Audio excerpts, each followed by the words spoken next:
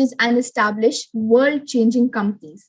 Our annual business conclave, Imbizo, is a platform where renowned entrepreneurs from various fields come together and guide students towards a better path in life. I welcome our honorable faculty members and audiences, and I request every audience member to kindly mute their mics and not present their screen. If you have any queries or questions, you can type it in the chat box. We shall take it towards the end. To grace our panel discussion today, we have our esteemed speakers. We have with us Mr. Randeep Saha, a young engineer from Indian Institute of Information Technology, Calcutta. Mr. Randeep is building India's truly handmade lifestyle brand, Rare Planet. He co-founded Rare Planet with a mission to convert millions of carigars into micro entrepreneurs. He is a strong business development professional who successfully gained funds and left a mark on Shark Tank India by impressing all the sharks with his passion and personality. We welcome you, sir.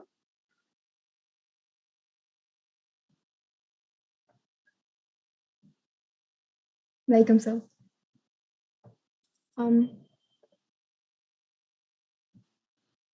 Hey, hi, super happy to be here. I hope to be a nice part of this whole conversation, and thank you so much for inviting me. It's our pleasure, sir. Next on board, we have with us Mr. Sahil Pruthi, founder of Keto India and Liverfy, who has over 5 years of experience in building and scaling tech products in health tech and travel tech startups. His vision of making chronic care management accessible and affordable for all earned him the platform of Shark Tank India, where he got one of the highest offers from the stellar sharks in the panel. We welcome you, Sahil, sir.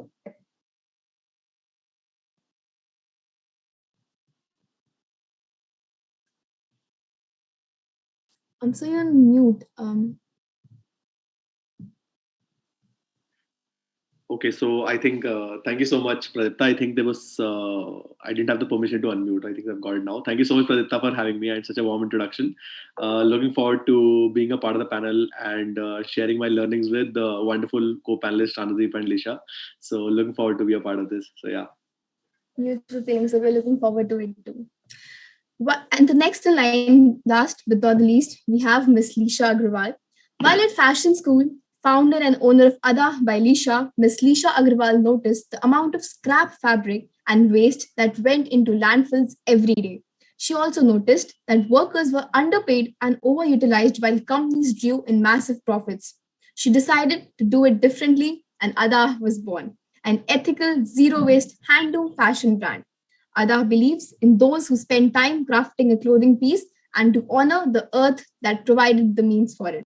We welcome you, Lisha, ma'am. Am I audible? Yeah, you are. Hi everyone. Good afternoon. Thank you so much for having me. I hope I can learn something from here today, and I hope everyone learns something from me as well. Very excited to be here. Thank you for all the speakers for joining us today for the panel discussion here. It is an absolute pleasure for me and ESL DRC to host such inspiring personalities like you all. We have been waiting eagerly to hear your insights in today's panel discussion. And with this, I would like to start off with my first question. All of us want to know more about your background, your journey from school to becoming this leading entrepreneur that you're today. So we can start off with Sahil. Sure, Pradeep. I think I've been a fairly I wouldn't say that when I started off as a kid, everybody told me that one thing was that you just have to find that one thing that you're passionate about, and your life will never be the same. And I as a kid in my maybe class 10, 11, we were all brought up with movies like Wake Up Sid and Three Idiots, which were constantly driving us to constantly find our passion, right? And I had a huge amount of anxiety during my entire period, right? So, I started with engineering as my stint. Then when I got into engineering, got my passion for theater. So, and was extremely inspired by Shah Rukh Khan. So trained myself in acting for 3.5, 4 years. And I thought, theaters would be the thing. But towards my 4th year of college, I realized I want to kind of get into a computer science job, because my college used to pay really high for all placements, right? So dabbled into engineering. And while I was there working with as a software engineer with companies like Samsung and Kronos, realized my love for startups, and realized that there's this new wave of startups coming up, and I wanted to be at the center of the startups and wanted to not just code but be a part of the entire ecosystem, and then dabbled into product management as a career, right? And then moved to companies like Travel Triangle as a product manager and Innovator. In between, after my stint in Travel Triangle, my mom had a major brain surgery, which I talked about in Shark Tank also, where I had to be off my job for a good 9 months to kind of take care of her and research about all things healthcare, right? So realize that the space of chronic care management is open, where you can not just help people manage chronic care issues, but even reverse them through personalized and integrative healthcare solutions. And I realized that all this while I was confused in terms of what kind of career that I want to choose. Everything that I learned along the way kind of added up while I started my entrepreneurial journey, basically, right? So everything kind of combined when I started the company, and it's all added up beautifully so far in the company that we're building so far, right? So every little thing that you learn along the way kind of just all adds up eventually. So yeah, that's been my journey so far in building Keto India and Liverfy. So yeah. Right, absolutely. I think your journey is something which all the college kids can relate to, when we are in a very confused state right now. So with the same question, I would like to move on to Ranudeep, and then Lisha can take over.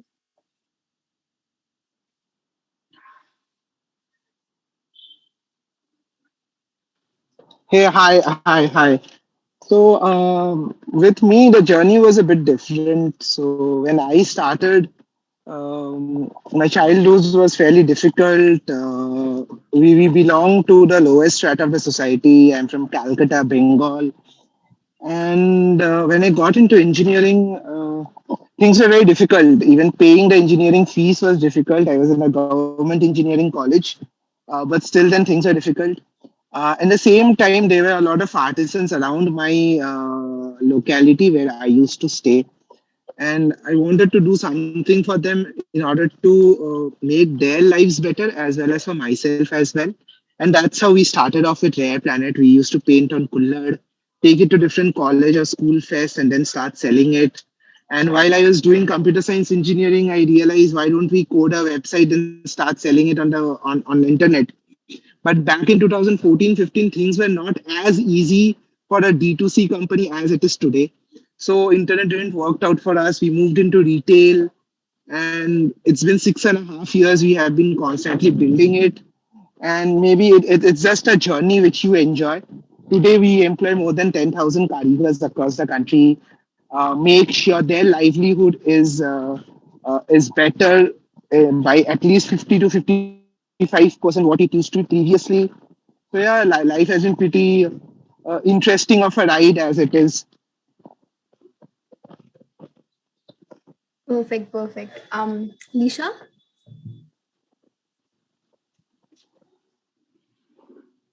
We've made you all the co-hosts. I hope you're able to unmute now. We'll just look into it. Okay, so I can't unmute myself. Once I get a request from the host is when I'm able to unmute myself.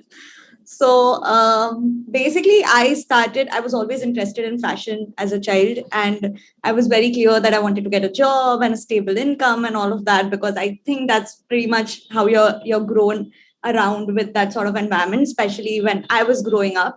So that was the clear path for me, and I wanted to work with fashion brands in India, globally, and all of that. But while I was at fashion school, as you already mentioned, I understood the reality of fashion.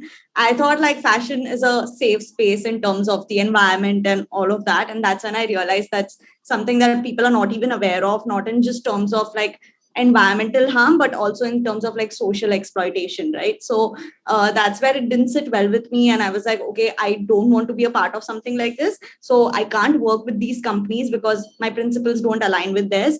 And that's when I decided I want to be a better consumer, not even an entrepreneur. That was not my first go-to. I was like, okay, I'll find something else to do, but I also want to consume more consciously, like in terms of fashion, food, everything. So I felt like across different categories, it was still easier to find alternatives. But in terms of fashion, the slow fashion, as we call it, or the more ethical sort of fashion, when I started Ada, or before I started Ada, I realized it's a very high range market. So for like a 21-year-old who's just getting out of college, it's not an affordable sort of fashion. So even if we want to make better choices, as we are the more woke millennials, as I'd like to call it, it's very difficult to make those choices if it's not supported by brands, right? So as much as I understand where those brands are coming from and why they are expensive, because clothes are never meant to be cheap. There's a lot of effort that goes into making every piece of clothing.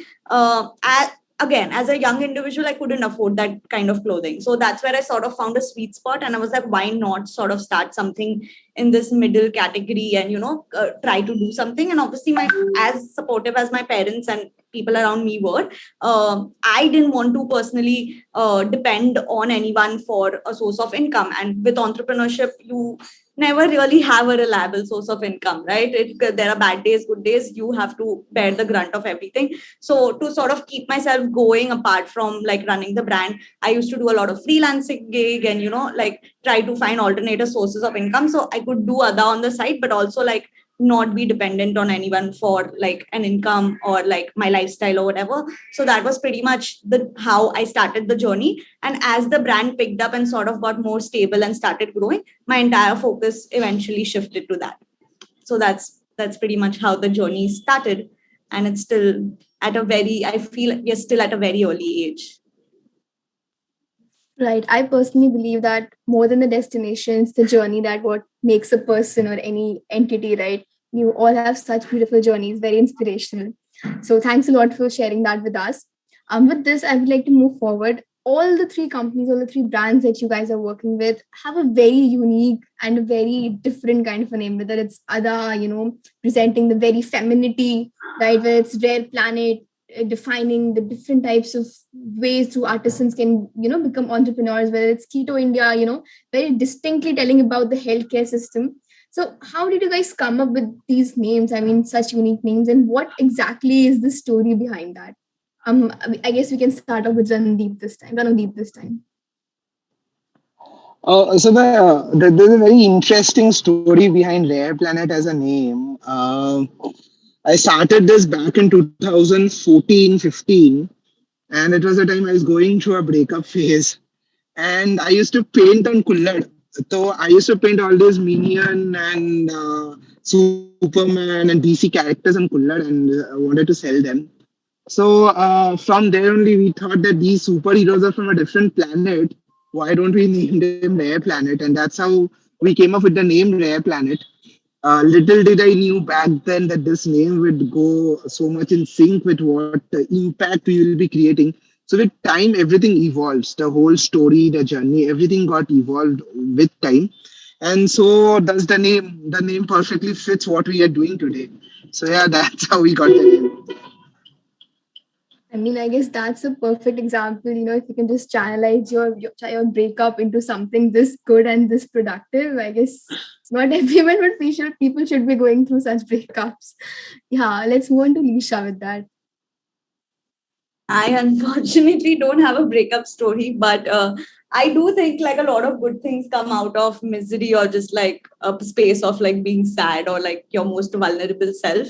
But when I decided to sort of start this brand, I was very clear that I wanted a name with A, because my sister and my mother's name starts with the letter A, and I think they're the most influential people in my life.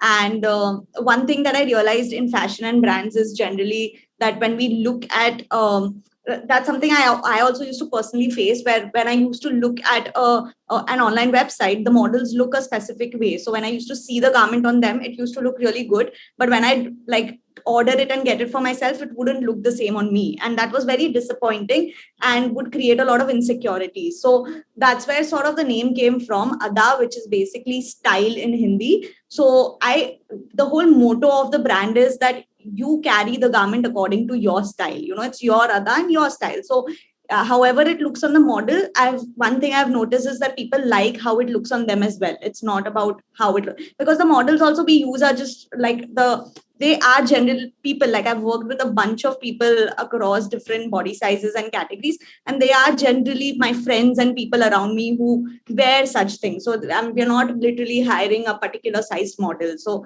that's where the name and inspiration came from. Right, absolutely. I mean, being a 20-year-old, I would, just crave for something like that, which actually suits my identity and suits me. And it's very much customized to me. So great story behind that as well. Sahil, let's start with you. Yeah, so I think in my case, it was a lot of experimentation. When I started this page, I think we started our business as an Instagram page, Pradipta, where my sister would just kind of put out content as recipes and all things health, and I would talk the nerdy stuff about science, about how healthcare kind of impacts chronic care in general, right? So we tried different names, but this is the name, like Keto India was a name that really kind of struck a chord with the audience in general, because that kind of established a niche. And that is what kind of really worked. And that's a good business lesson also, that if you're a bootstrap company, maybe just being very clear in terms of what you kind of do, or what is the kind of chord you want to strike with your audience. That's a good kind of starting point. That's something that Alicia also pointed out while she was sharing her journey. As we kind of evolved, we realized that Keto India will be one space where people passionate about all things low carb or ketogenic can be worked on, but our mission became broader and bigger, basically, right? So we wanted to be a broader name, and that's why we also started another domain called Leofy. And this is a word that we made up, basically. That like a Swiggy or a Zomato, they don't have a meaning, but you make up a word. It's short, it's sweet, and it's a high recall value kind of a word. Again, we were very customer first, or user centric, so we experimented this different kinds of names with different kind of people, and the name that kind of had a higher recall value, and we experimented by running paid ads also. That's how we decided that we want to kind of have that as the second brand as we scale the company, right? So the same underlying technology had a higher use case to solve as we grew as a company, and that's how we evolved as well, right? So a good way to start is understand your customer first and understand what their needs are and what strikes a chord with them, and then backtrack and build on top of the name that you'd like to kind of have for your brand. So yeah. Right, those are like really great insights, Sahil. Thanks a lot for that. And I would like to say that Shakespeare might have said that what's in a name, but I believe there's a lot in a name, right? Name is actually what conveys your message. So probably Shakespeare was a bit wrong when it comes to that. Okay, with this, yeah. So all of you, you've been startup founders. So basically your company is your child, is your brainchild. How much did you enjoy your journey? How was the journey basically? And what did you enjoy the most about giving birth to your baby and seeing it grow into a teen and probably into adult? What was it basically like? We can start off with Sahil this time. Sure, Pradipta. So I think the first thing is that, which I learned is that as much as you can get very attached to your startup and you might call it a baby, I don't like to call it my baby, because there are so many ups and downs that you have to be attached to the process and not so much to the company itself, because there has to be a certain amount of detachment, because lack of relevance is very near and it can come at any point in time, right? So as much as you should enjoy the process or enjoy the process of building it, I don't attach myself to the company too much, basically, to be in all honesty, right? With regards to building, there were various points that were a huge kick for me, right? Like, first was the first hire that we successfully convinced to join on board, right? Because I never thought that, the moment I got off my job and had to like really convince somebody to join our company, where all we had was an Instagram page which had like a 1,200 followers and a Google form. Who would believe that, they would just join a guy who's just kind of trying to build something in a co-working space, right? So I think getting the first 2 hires was a huge kick. Getting our first customers who were was a huge kick, right? When that Razorpay page actually tings and says that you got your payment. That was a huge kick. The first time we reached like a 10K followers on Instagram. That was a big part of the process that there was, right? So I'm a huge believer in celebrating those small wins, because the big wins, you always kind of aspire for, but we make it a point to like really celebrate and really have a good time with the small wins that we've had in the process, right? Especially Shark Tank India, when we were actually pitching and got some really good feedback in the pitch in itself was a huge kick in itself, right? So I've thoroughly enjoyed the process of building the company to where it is right now. So yeah. I'm absolutely delighted to know about your journey and your process. It's so inspiring. Ranadeep, would you like to go ahead? Yeah, hi. So there have been, as Sahil said, it's about the small wins every time. There's been a lot in this whole journey of 6.5 years. We have seen bad days, we have seen good days. There have been days where you cry a lot, and then there are days where you don't know how to sleep. Itna khushi aayi hata hai. So for me, the first store which we opened was a bookstore, basically in a tier 2 city in Bengal called Durgapur. I still remember it was Saraswati Puja when we opened. It's like 4 5 years back now, 4 years back. And when the first bill was made, I can still remember the POS machine से जो bill निकल के आता है ना, उसका एक specific sound होता है when the bill comes out. So that sound and that feeling was amazing. Then we started opening our airport stores. When we opened a 10th store last week, when we reached a double-digit number, the first bill that was made in the 10th store, that was again an amazing feeling. So yeah, these are the small feelings which make what you are. See, we always prepare for the big wins. We know कि ये बड़ा तो करने वाले हैं, इस साल ये होने वाला है. But छोटे चीजों का मजा अलग है. Also, raising funds is an amazing activity. We have raised 3 rounds of funds. I was raising my Series A now. So raising funds also give you a lot of perspective, a lot of feedback. And yeah, obviously Shark Tank was amazing. And no, hands down, वैसा तो experience ही नहीं है. अगर आप entrepreneur हो India में और ऐसा टाइम पे कुछ बना रहे हो, there is nothing better than Shark Tank. It just blows up your mind, but it was amazing. Perfect. Nisha? Honestly, I don't think I can cover anything apart from what Sahil and Ranodeep have already covered. It's a very, very mutual feeling. Any entrepreneur you pick up, they will share these feelings, the little wins and your first order. Even I think these guys will also resonate if you all have your stores on Shopify. Shopify creates that that thing. touching sound, every time you get an order. So all of those things like make you really happy. So I really don't think I can add to this. They've already covered all the points. So we can move to the next question. Right, absolutely. I mean, I might not be an entrepreneur, but the thing that you talked about, celebrating the small wins. When I got my first internship money, I was like, I could realize the feeling. So I guess I can relate to you on that level. Exactly. Great answers. Good to know. Okay, with this, it's basically a follow-up question only. What exactly made you think about such a unique and an innovative idea? Was there like any one moment that you thought, okay, this is what I want to do? Or was there a long planning that you were doing, for a very long time? What were the steps behind the ideation, planning, and structuring of the entire concept? How did you start and how did you move further ahead in the journey? And how did you cope up with the process, basically? We may start with Lisha.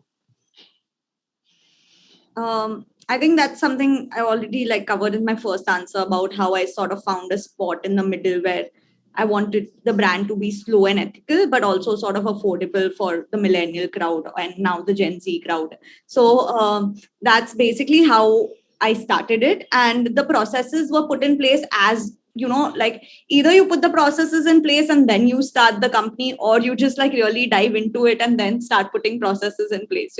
I'd obviously suggest the former, but I did not do it myself. I just dived into it, and there was usually messes. There are fires happening every day at work and you have to keep putting it out. And I think that's your main job as a founder, to just keep putting fires out. And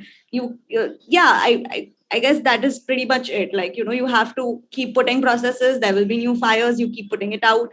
And there are new problems and new solutions every day. Great answer, Lisha. Thanks a lot for that. Randeep, would you like to go ahead? And what Alicia said, that's exactly what I also did. And there are fires every other day. There are fires in different locations keep happening. And I feel as a founder, what is more important is how you tackle those fires every day and still keep your head up. So next morning you wake up and you have new sets of fire to handle. So yeah, similar set of answers maybe. Sahil?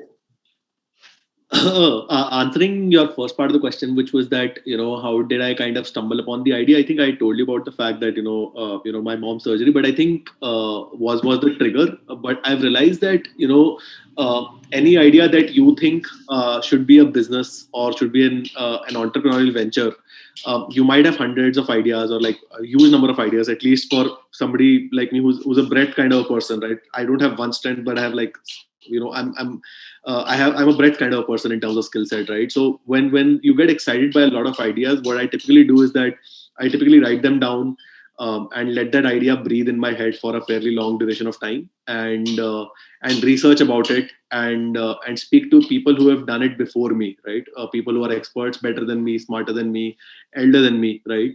And get perspective to them and from them in terms of how do you foresee this being really turning into a full-fledged business, if at all.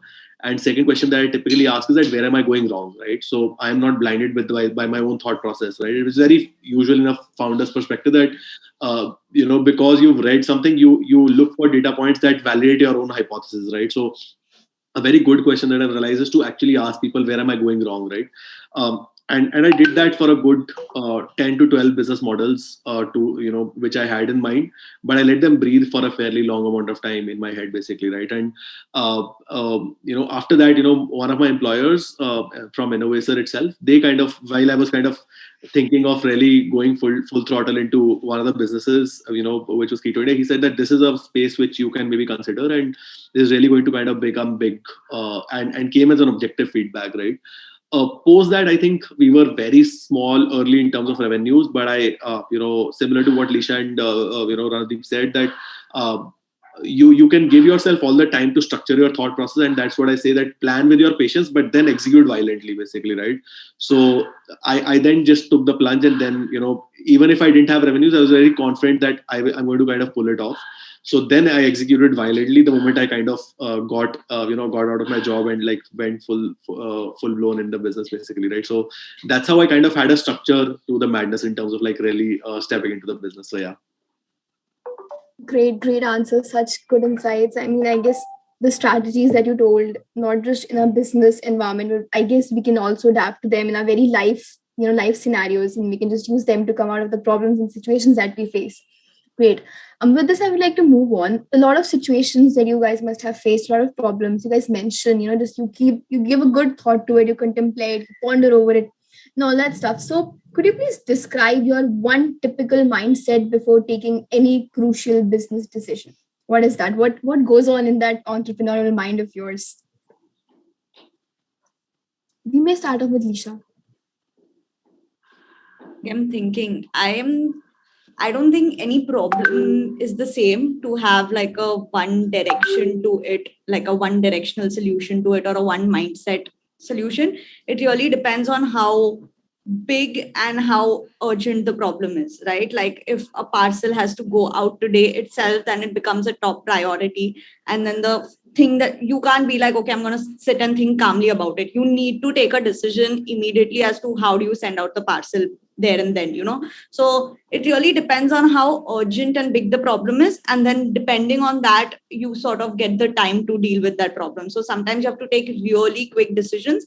And sometimes you also have to realize that this problem, it also becomes a habit that where you have the need to address every problem immediately, which shouldn't be the case. Some problems can be eventually solved and require time to like sit and think, collect data points, and eventually like come up with a solution for that. So you also have to be okay with giving it that sort of time. So I feel I sort of lack there because I'm not a very patient person and I like to like solve things quickly and move on.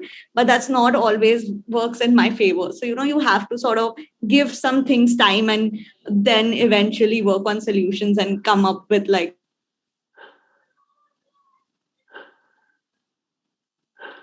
I think there's some issue with Lisha's connection. Yeah, probably. She must be joining back. I guess we can move on to Sahil meanwhile. Sure. I think that's a very deep question that you've asked. It's probably it's something that I've really studied in depth, which is like, nobody has actually taught us. We study so many courses, but nobody taught us how to take a decision, right? It's a very simple question, but it's a very deep question to ask yourself, right? And I've really kind of taught myself in terms of how to really take a decision in a structured manner. There must be some science to it, basically, right? And I spoke to really good entrepreneurs, people senior to me as well, in terms of understanding the fundamentals of how do you take a decision, right? First thing is that when you have to take a decision with regards to business in general, you have to figure out, I typically structure my decisions through three parts, which is, whether it's a decision which is necessary, it's a hygiene or an experiment, right? Which means that, is it a burning fire that needs to be done right now? Is it just a hygiene task that somebody else can do? Or is it just an experiment that needs me to be creative and do an experiment, right? To do it, basically, right? And I figure out what is the priority of the decision, and basis that I take a call, basically, right? And if it's an experiment, what is the new value or new freshness that I am bringing to the table that nobody else has been able to bring, if at all, basically, right? And then take a call, basically, right? So one of the parts to me is to actually structure my decisions into them being necessary, hygiene, or experiment, right? That's very important. Then prioritizing and taking a call in terms of, should I be doing it myself or should I be delegating it, right? And if I do it myself, what is the value that I am bringing in that nobody else can bring in, basically, right? Second, the part that I see is that how big will it become if I take this decision, basically, right? What kind of implications will it have, right? That's the second part, in terms of numbers, in terms of impact, in terms of just it being a good thing to do in general, basically, right? That's the second part.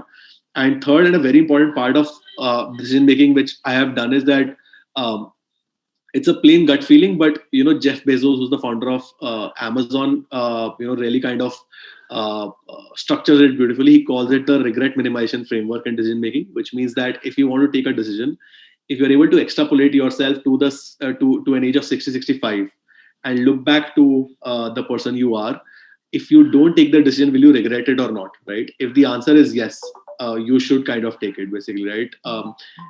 And that's one of the most powerful frameworks that I have kind of stumbled upon, which is the regret minimization framework. That really kind of helps me listen to my gut feeling a lot, basically, right? So that really helps, right? So I can like really go in detail about how decision making in general, but these are three broad frameworks that there are. But I highly recommend everybody to kind of really study how to take decision making, how to take decisions effectively, basically, right? And I've seen that a lot, that most of us are mostly driven by what everybody else tells us, which makes it mostly good followers. But if you want to like be a driver in the seat, decision making is one subject that everybody should really kind of understand really well. So yeah, these are my like few learnings. So yeah. Thanks a lot, Sahil, for sharing with us such beautiful learnings, and I hope we can learn from it and just read more about the framework that Jeff Bezos has suggested. Pranodeep, what's your take on this question? Yes, everything is answered by Sahil and Lisha. There's nothing different from it. But for me, it works in a different way. I'm very slow in taking decisions. I don't take impulsive decisions. वो तो बचपन में लेता था जब college के first second year में था. अब तो things have changed. I take my own sweet time and then I make a decision. And I feel in business, the decision has to be more well researched than from it comes from your heart. Because ऐसा होता है intuition में लगता है कि ये airport सही है, ये लोकेशन सही है, but then numbers don't justify that later on. And in a lot of cases, when you are sitting to hire a top management person and then you feel that the person is good, but then the numbers or his past experience don't justify that. So it depends on problem to problem how you deal with it. But then I feel it should be always a calculative move rather than going with just intuition.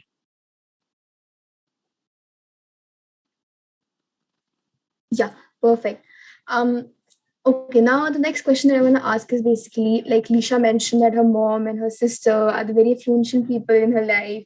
Sahil mentioned about his sister. So, you must be having someone of the same frame. I want to ask, how important is it to have a cushion while you are in the very budding stage of your entrepreneurial journey? And who were your support pillars in your support system while you were in that on that particular road? Who had your back basically?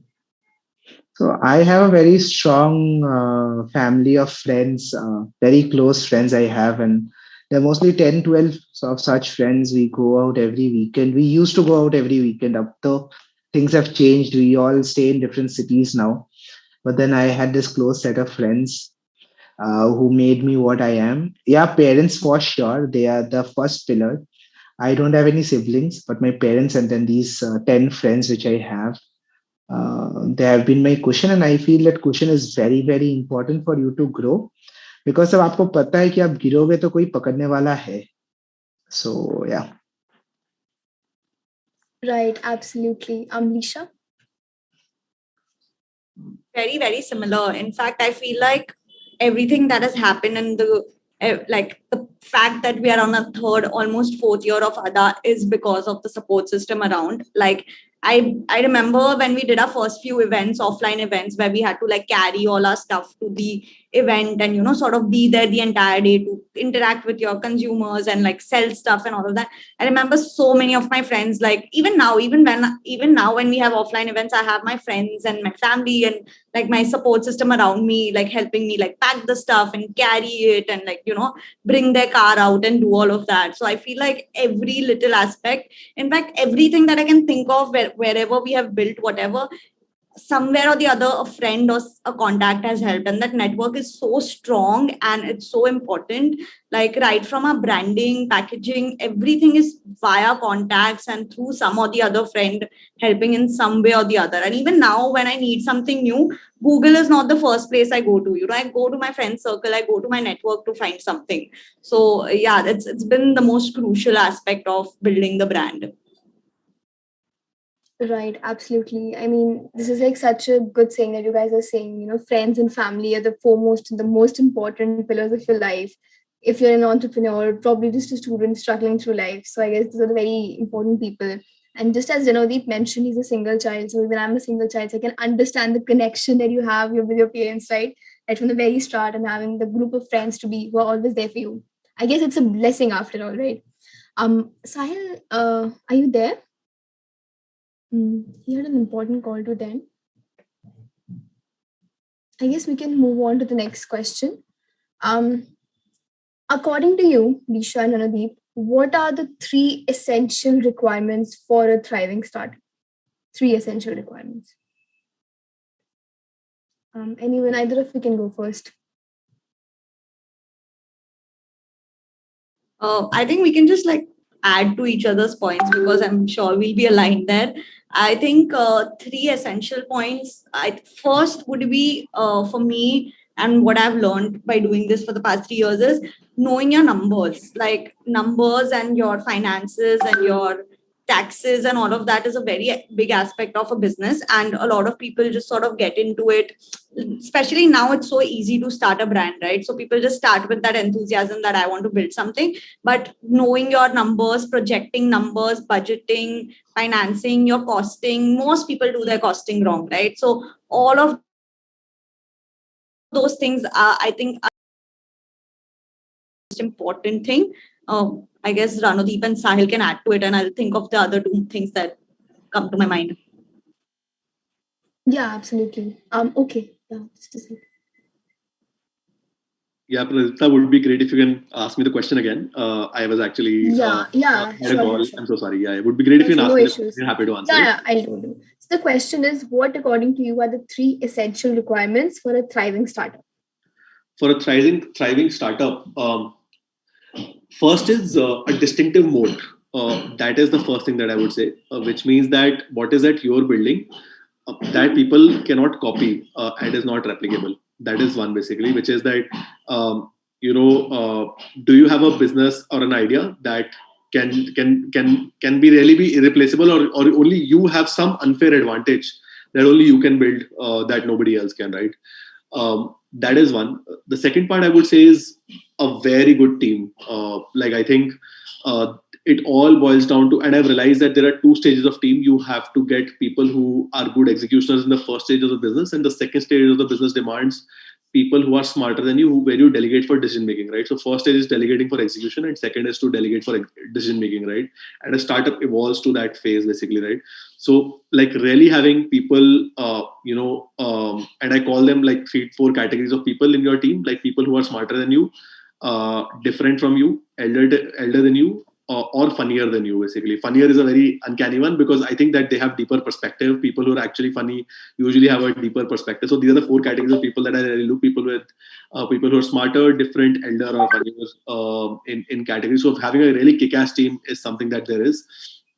And the third, I would say that you should leverage technology as a center in your business, which I would say would be very important, because scalability in today's day and age, no matter how technical or non-technical we are as people, it's very important to have technology as an enabler or as a center in the business, which will eventually be point one, which will eventually boil down to point one, which is a moat also, right? So, scaling a business becomes significantly easier when you have technology at a center or enabler of the business, basically, right? So these I would say would be 3 really good pillars, which is like having a kick-ass team, a business idea, or which can have a significant moat that only you have as an unfair advantage, and technology as a center or enabler in the business, basically. So these would be the 3 inputs from my side. So yeah.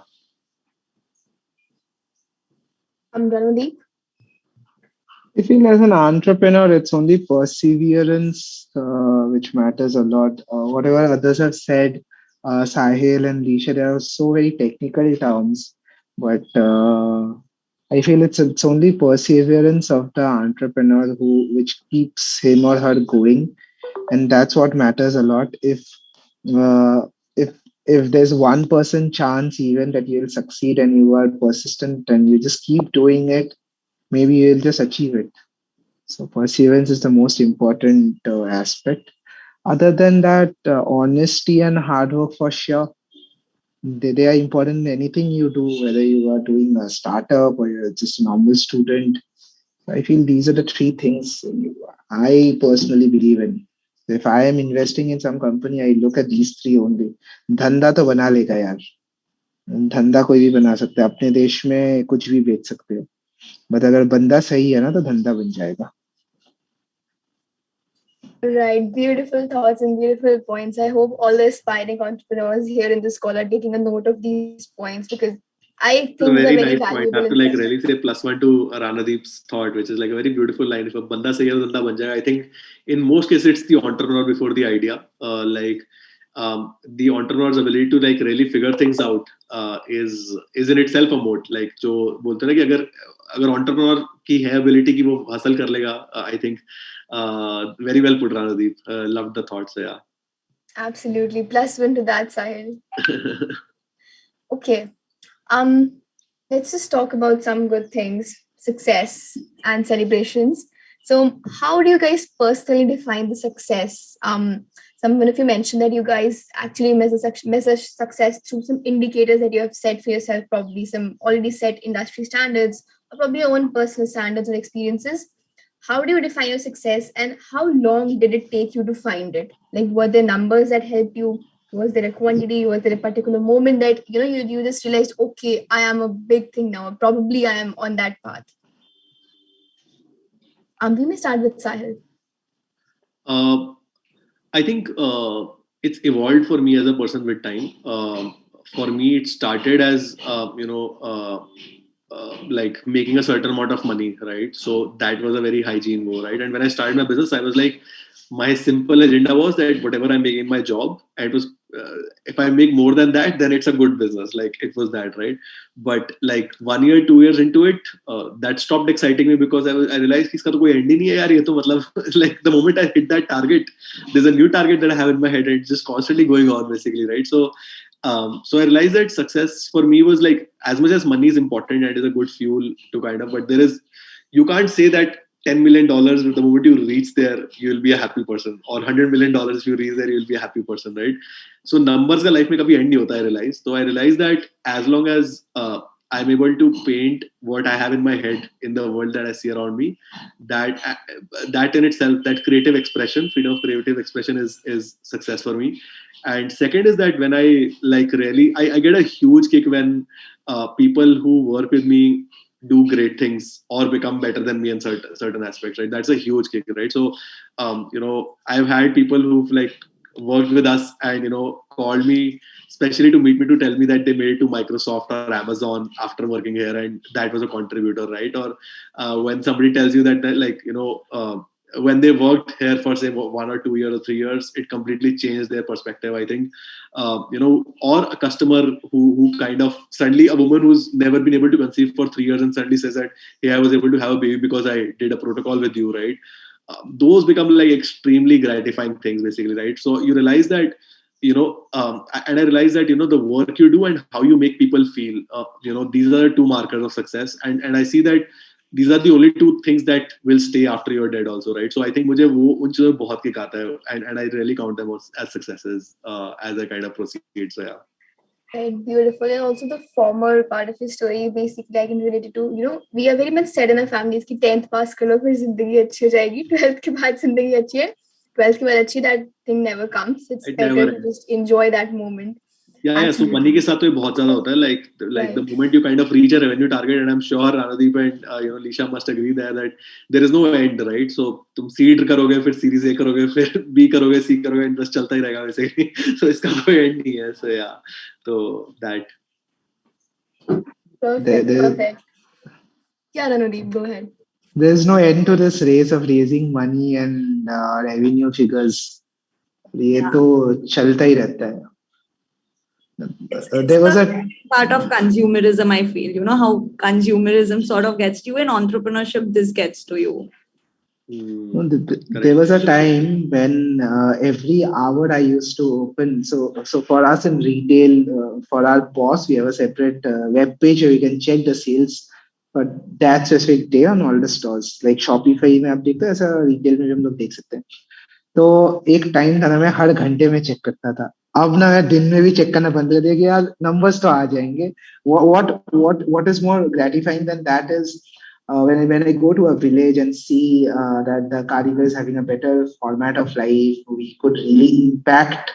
So that's more important for me at today. And numbers तो यार starting में बहुत important रहते हैं, but once you have that momentum, when you have built a great team and your vision is correct, you will make it. Hustle तो everyday है यार, सबको भागना दौड़ना तो आज भी पड़ता है. I'm sure everyone else in this call, सबको भागना पड़ता है. But वही है with different stages, भागने का नजरिया, या आप पहले अगर 100 किलोमीटर भागते थे, 10 किलोमीटर भागते, मतलब भागने का तरीका चेंज हो जाता है with every step. Right, absolutely. And I guess this is how an entrepreneur matures with its company, with its startup, right? This is what journey is all about. Beautiful, really beautiful thoughts. Disha, would you like to add? I'm very aligned with Sahil and Ranadeep here. I think the only thing, initially, yes, numbers were definitely a marker of success, and meeting those goals were, it used to make you happy for 5 minutes, and then on the 6th minute, you were like, okay, but I reached this goal, so now I have to set a new goal. Maybe it was too easy, things like that. And like while I was like starting, I was like, oh, maybe like once I have my own iPhone, I'll be successful. I have an iPhone right now. I don't feel anything. When I purchased the iPhone, I didn't feel anything. But all that time, I used to keep chasing this. It's consumerism at its best, and it gets to you whatever you are doing in life. So that's when I started sort of dissociating myself with like all of that. And I realized, like, I dug deeper into what really makes me happy. Like, why am I choosing to get up every day and do that's when I realized it's sort of every time someone on Instagram or somewhere shares a story about just a second, guys, just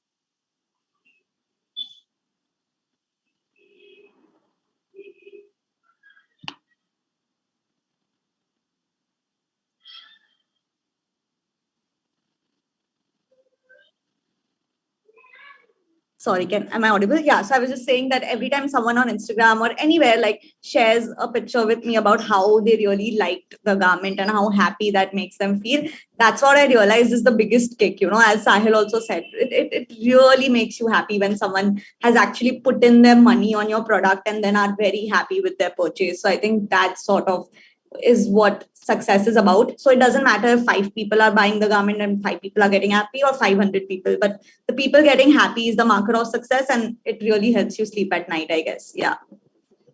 Right. That means quality over quantity is something which is always going to be relevant. Great, great. With this, I would like to move on to my further question. How did your past experiences and education help you in creating such innovative brands? Was there some contribution of your degree? Because I totally feel my degree is not worthy enough, whatever I'm going to do further in my life. I'm just wasting my time here. But probably I'm learning a lot of things that might help me in future, which I'm not aware about. So did something similar happen with you guys? What was all it about? As in, how did the degree, like your past education, how our past education helped us with our careers? Yeah, basically your past education, your any past experience, probably you had a friend who gave you an inspiration, anything like that. So am I stuck again? No, you're perfectly audible. Yeah. Good. Yeah. So I think degree is a waste. I will not deny that. And the education system also is quite a farce. But I feel what you get out of that degree in terms of the network that you build, the friends that you make, and what everyone does after getting out of college and going into different paths, that is what is important. So that is what I feel has been my biggest takeaway from my education and like whatever I have done in the past.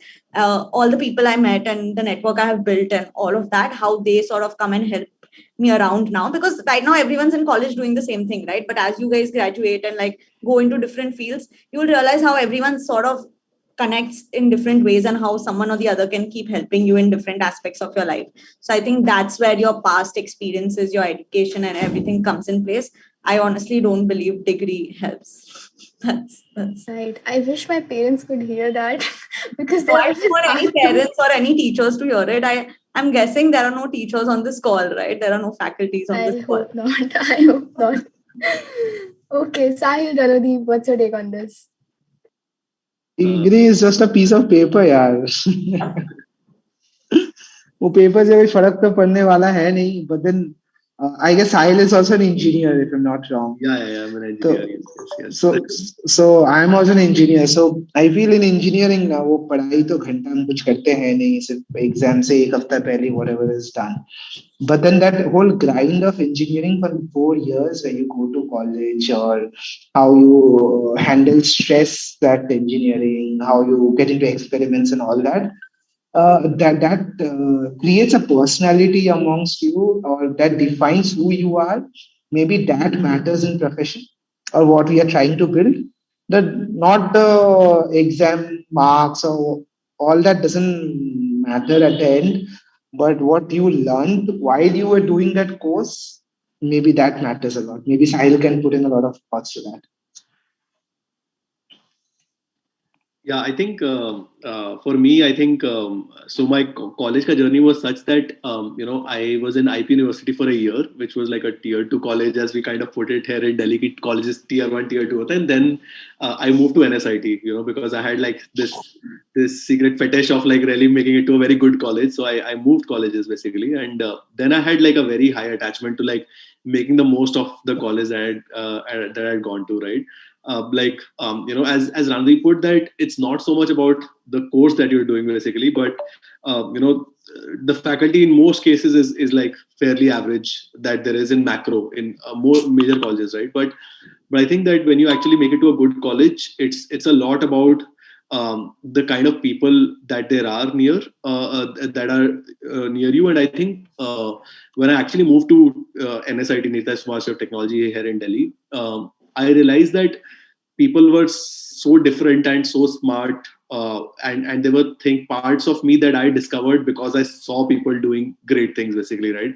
So I'm a huge fan of proximity effect. So as much as I realized that the education part of it is not is fairly average, but actually being around people who who do things, who are executing things that are like better than you or very different from you, they teach you a lot of things basically, right? So when I was actually in engineering, I realized that I had a thing for writing or debating or poetry or humor, because I saw somebody saying, doing really good poetry, or because I saw somebody doing really good debating, because I saw somebody doing theaters. And my stunt for entrepreneurship also happened because there's somebody who told me that I want you to pitch on my behalf in a business plan competition, because I do really good business plan making. I want you to pitch it for me, right? So I think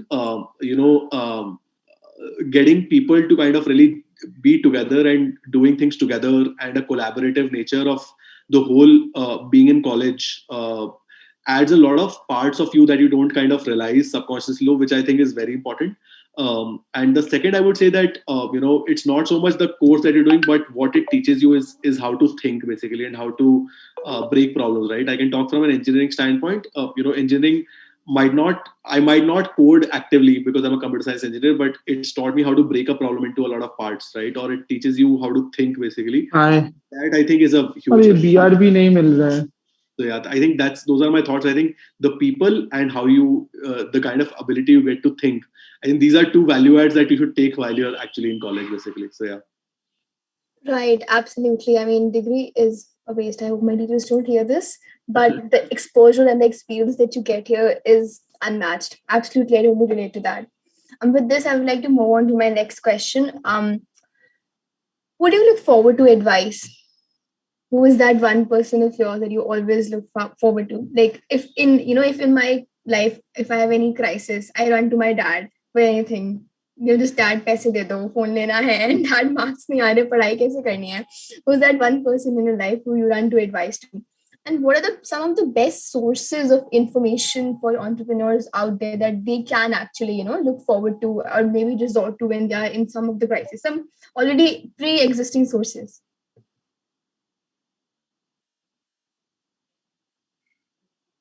I'm sorry, you can start.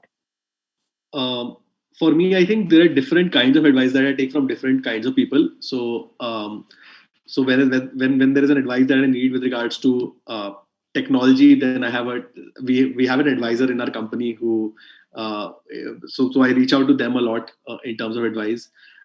In terms of emotional turmoil that I face because of entrepreneurship, right? Because the ups are too high and the lows are too low. So those are like really difficult for me to handle. Then I reach to seasoned entrepreneurs who I can like reach out to advise and understand like what I'm going through.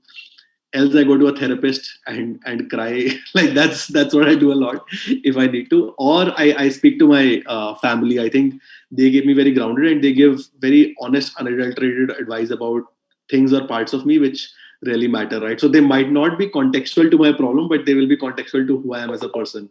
So I think the best piece of advice I think that I've got are from my mom and sister. So I think just talking to them, chilling with them sometimes like really helps me out, right? So I just blabber the problem that I'm going through. They don't get it, but they just say something that just suddenly makes me have an aha moment, right? So fellow entrepreneurs, my advisors, and my families and my close friends also, because they give you very honest and unadulterated advice. I think these are the people who I kind of reach out to very regularly, and I do that as a regular practice. Whenever I'm feeling low, I make sure that I'm vocal about it and I reach out to people around it about it. So yeah. Right, perfect. Lisha?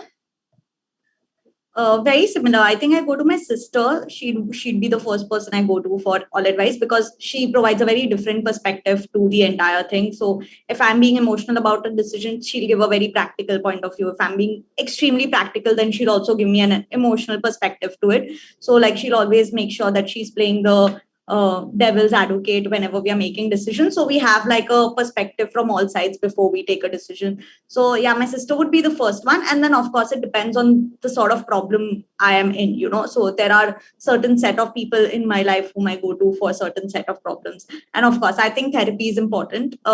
If you're starting your own business, if you are doing something that requires so much effort in life, you have to go for therapy, definitely.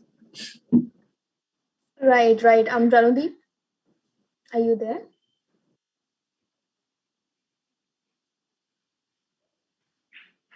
I guess we're having some connection issues. Ganudeep, am I audible? I guess there's some network issues at his end. No worries with this. I would like to ask the next question. Are there any last words of beautiful advices from you all that you would like to share with the young minds here at ECEL? And Lisha, in this question, particularly for you, I would like to add that Donald Trump College is an all-girls college. So we have beautiful women around us, and ECEL especially comprises of all the beautiful girls and young minds. So being a female entrepreneur, are there any specific advice that you would like to share for them? And Sahil, the same question goes for you as well. Should Lisha, you want to take that? Yeah, please go ahead. Please go ahead, Lisha. Okay, so yeah, I think particularly as a female entrepreneur, I think one thing is that I think the sort of doubt that comes in and the sort of questions that come in about what you're doing and trying to do doesn't come from a place of just the fact that you are trying to start something, but also from the place of, oh, you're a woman and you're trying to start something, because your life goals are sort of decided by the society. So, and how whatever I'm living in Bombay. I have the most chill parents in the world, if I could say so. But even after that, there is so much conditioning that I have to fight every day, and so many like weird questions that you have to sort of ignore every day to keep doing what you want to do.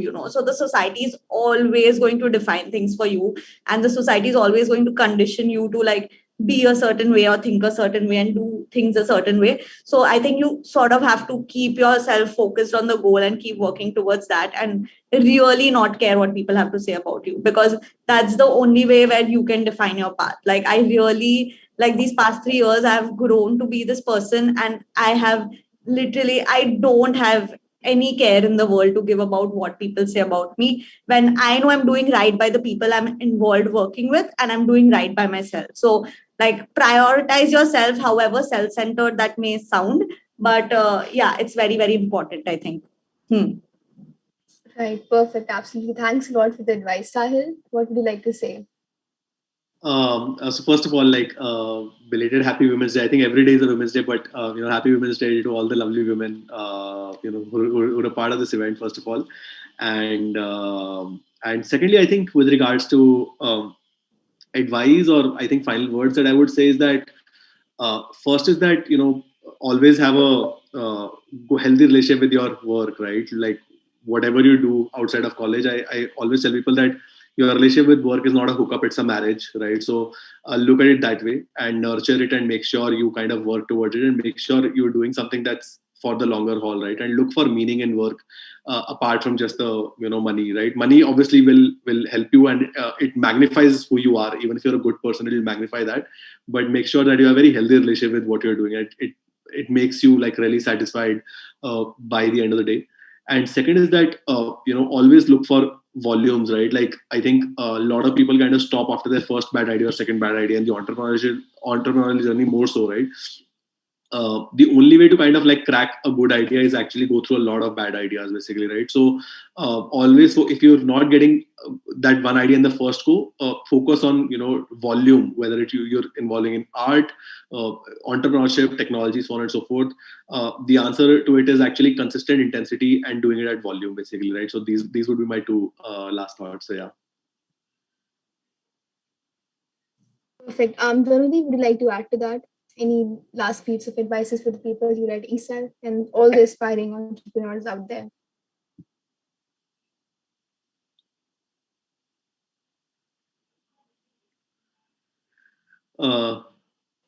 Yeah. Hi. It was amazing being with you guys. Just a small piece of advice. Run behind making something impactful. As Sahil also said, paisa to bani jayega. If you're doing something correct, you'll eventually make money. But then it is the impact which you want to create at the end of the day. And respect your work always. And ideas are kya, rose every morning you get a new idea. But then how well you can stick on to that idea and actually make a reality is what it matters. ऐसा भी कभी कभार होता है idea आता है आपको बहुत पसंद आया आपने एग्जीक्यूट किया बट जब आप फाइनली उसको मार्केट में लेके जाते हो लोगों को पसंद नहीं आता है. So just don't cling on to it. If the market is not accepting what you are doing, just change it and make what market wants. That is the mistake which most people make, and I hope people who are listening to this don't make this mistake. Get it to what you are doing, and eventually you'll end up doing it or making it. मैंने आज जो भी बात करे किसी ने overnight तो किया है नहीं. 1 साल या 6 महीने में कुछ नहीं होता है. आपको लगे रहना पड़ेगा. Every success is a success after 10 years of working behind it. जो भी आप ओवरनाइट सक्सेस देखते हो 10-12 साल का मेहनत गया है उससे पीछे. So yeah, maybe just stick on to it and just do it. Right, absolutely. Ramadeep, we have a question for you in the chat box. So he Sure. asked, how do you prioritize work when you feel that everything is important? How do you do it?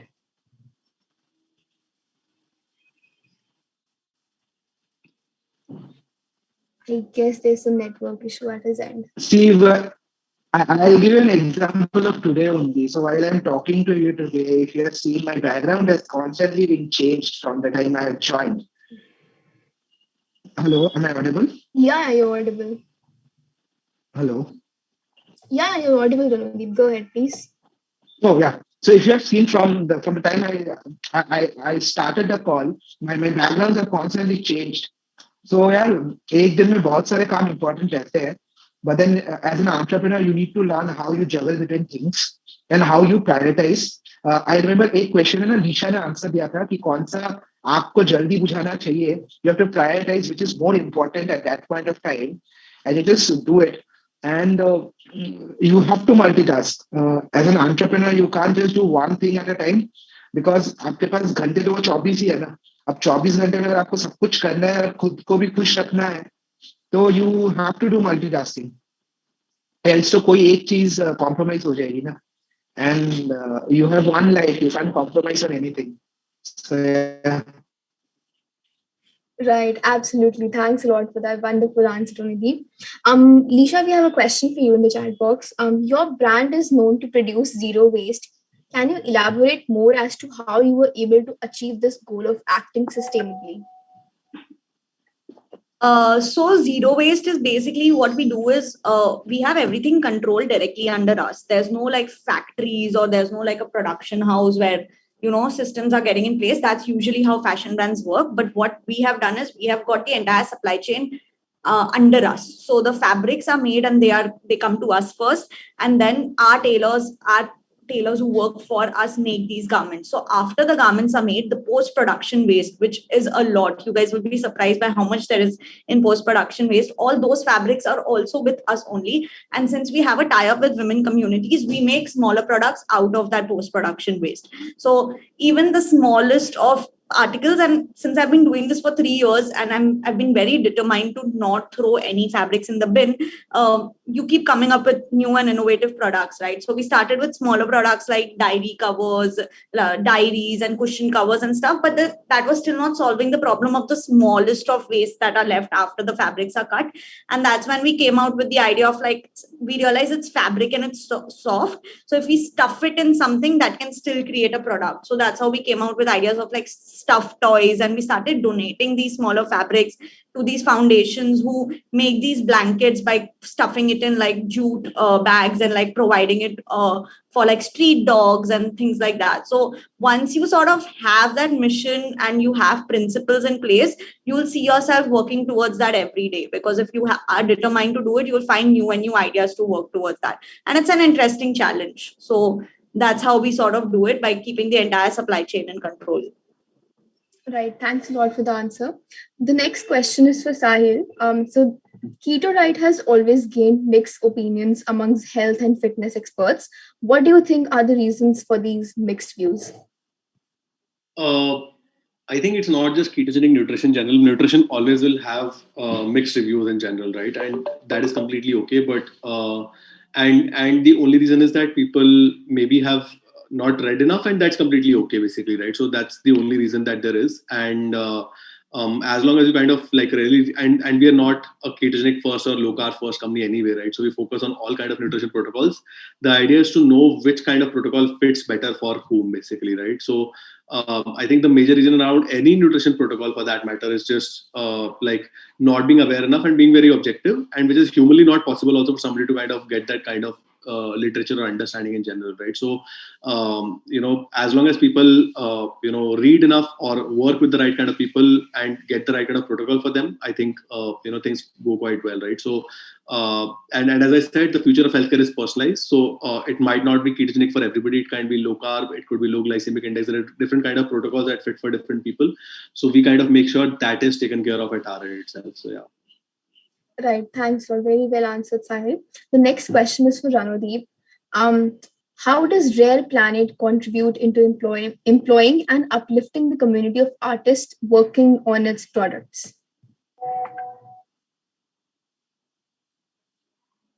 Okay, mute.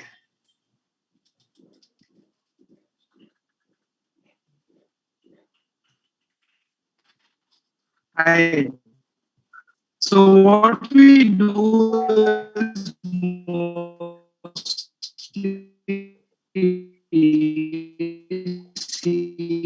we're not able when I to get started you. it 6-7 years Go ahead. ago, there are artists who are already making a lot Ranodeep, there's a lot of handicraft network lag at your end. But where we do different is we choose a specific product, create a new kind of a product from that old existing product, and then take it to the market. Maybe there are some network glitches. Maybe you can ask the second question. Yeah. No issues. I'll move on to Lisha. We have a question for you. Can you shed light on what factors differentiate you from other brands established in the fashion industry today? So that's a very interesting question, because I feel from the last few years, especially during the pandemic, there are just so many brands that have come up with the whole zero waste policy and sustainable, ethical, using the same fabrics and all of that.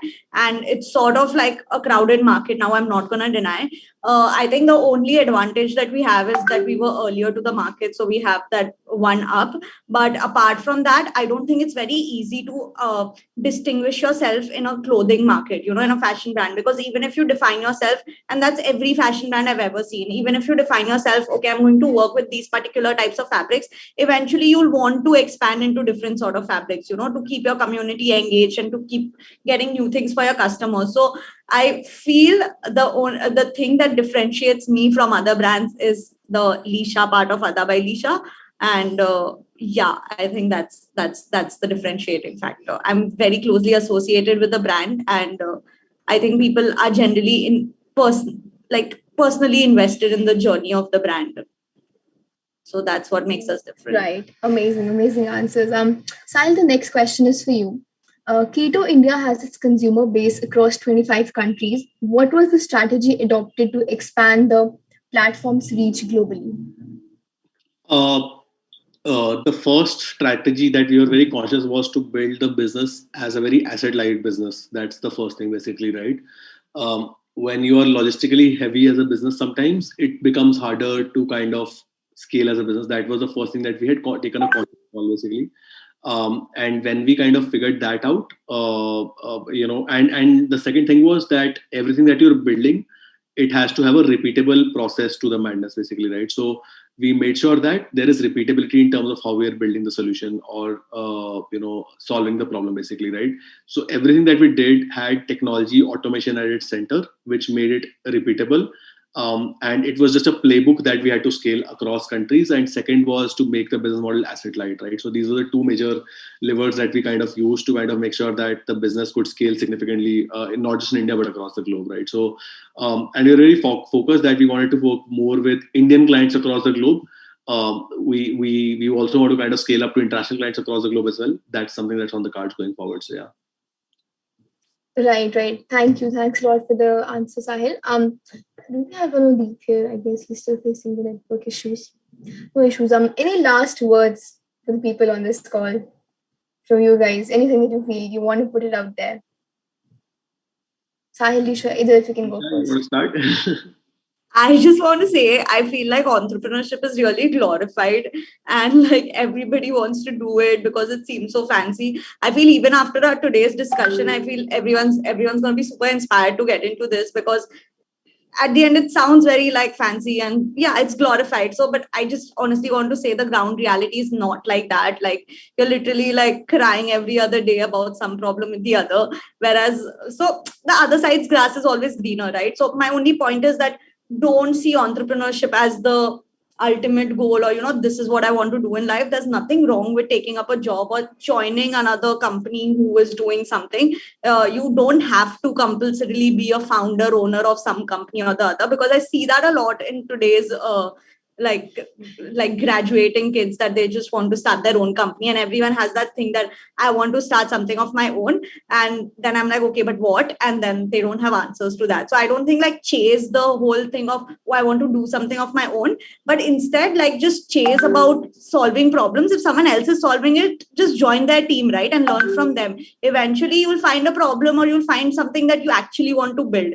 Don't just start something or don't just build because you're seeing people, you're seeing people around you build it, or just because you want to have something of your own. It's not that easy or fun or like rewarding as you think it is. So there are a lot of like downs also to it. Yeah, Sorry for ending on such a negative note, guys, but like it is what it is. No. That it was absolutely great.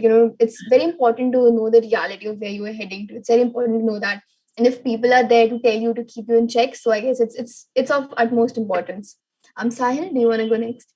No, big high five to Lisha on that. I think I totally agree to that. Like, it's a tough journey. It's definitely a tough journey, but I think it's very important that what I've realized that while the ground reality is fairly tough, just have a lot of fun if you actually stepped into it, right? So, you will have your days and bad days, and I think that's a very constant part of it. But I whenever I face a problem, I get incredibly excited to kind of solve the problem that I'm at, right? So that's something that I do a lot. Like if there's something that I'm really stuck with, and you will get stuck with product, business, legal, finance, all sorts of problems which you never could foresee before you entered this field of entrepreneurship. But whenever you kind of feel there is a problem that there is, just get extremely excited that because nobody else is around you is getting to see that problem that you're getting to see, right? So very important to kind of have a lot of fun despite the problems and celebrate the small wins that you get along the journey. So yeah.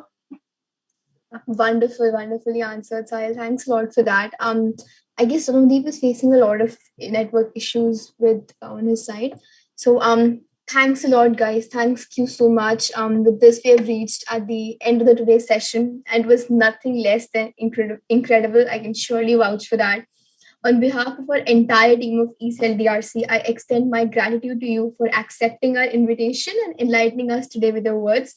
Thank you so much for your time. We hope to host you in the future as well. Have a good day ahead. Thank you, everyone, for joining.